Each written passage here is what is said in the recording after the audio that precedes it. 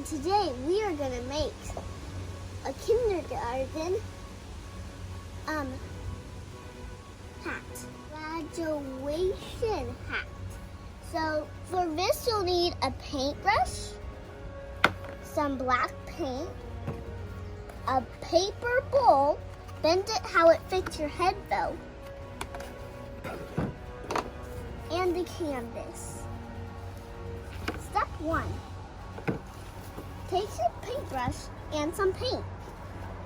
Step 2. Take your canvas. Step 3. Take some paint and open it up and add a little bit on the canvas. Step 4. Take your paintbrush and start brushing it. Don't forget to paint every single tiny little detail, so it looks very good when people start seeing it.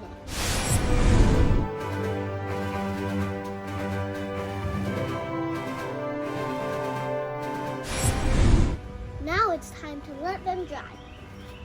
But you don't really need to paint the top, because this top is going to get glued onto this board.